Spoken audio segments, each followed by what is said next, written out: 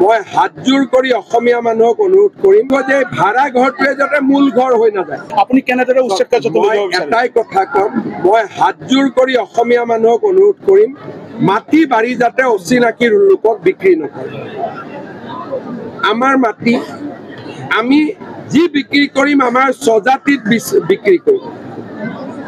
যদি অসমীয়া মানুহে সামগ্ৰিকভাৱে আমাৰ মাটি বাৰী অচিনাকি মানুহক যদি আমি বিক্ৰী নকৰোঁ, আমি জাতিটো বচাব পাৰিম। কিন্তু যদি আমি অচিনাকি লোকক মাটি বিক্ৰী কৰি থাকোঁ আৰু জয় আই অসমো কৈ থাকোঁ, দুইটা একেলগে নাযাব। ভাড়া ঘৰ দিওঁতেও সাৱধান হ'ব লাগিব। কাৰোবাক যেতিয়া ভাড়া ঘৰ দিম তেতিয়া সাৱধান হ'ব লাগিব যে ভাড়া ঘৰটোৱে যাতে মূল ঘৰ হৈ নাযায়।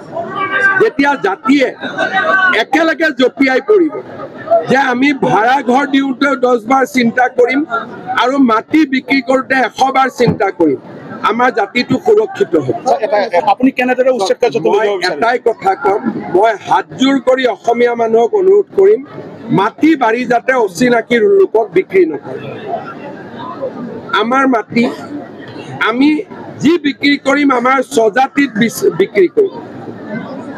যদি অসমীয়া মানুহে সামগ্ৰিকভাৱে আমাৰ মাটি বাৰী অচিনাকি মানুহক যদি আমি বিক্ৰী নকৰোঁ, আমি জাতিটো বচাব পাৰিম। কিন্তু যদি আমি অচিনাকি লোকক মাটি বিক্ৰী কৰি থাকোঁ আৰু জয় আই অসমো কৈ থাকোঁ, দুইটা একেলগে নাযাব। ভাড়া ঘৰ দিওঁতেও সাৱধান হ'ব লাগিব।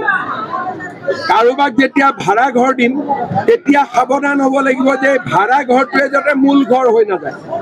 যেতিয়া জাতিয়ে একেলগে জঁপিয়াই পৰিব যে আমি ভাড়া ঘৰ দিওঁতেও 10 বাৰ চিন্তা কৰিম আৰু মাটি বিক্ৰী কৰোঁতে 100 বাৰ চিন্তা কৰিম, আমাৰ জাতিটো সুৰক্ষিত হ'ব।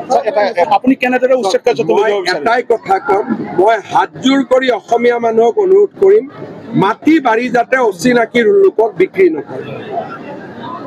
আমাৰ মাটি আমি যি বিক্ৰী কৰিম আমাৰ স্বজাতিত বিক্ৰী কৰিম। যদি অসমীয়া মানুহে সামগ্ৰিকভাৱে আমাৰ মাটি বাৰী অচিনাকি মানুহক যদি আমি বিক্ৰী নকৰোঁ, আমি জাতিটো বচাব পাৰিম। কিন্তু যদি আমি অচিনাকি লোকক মাটি বিক্ৰী কৰি থাকোঁ আৰু জয় আই অসমো কৈ থাকোঁ, দুইটা একেলগে নাযাব। ভাড়া ঘৰ দিওঁতেও সাৱধান হ'ব লাগিব।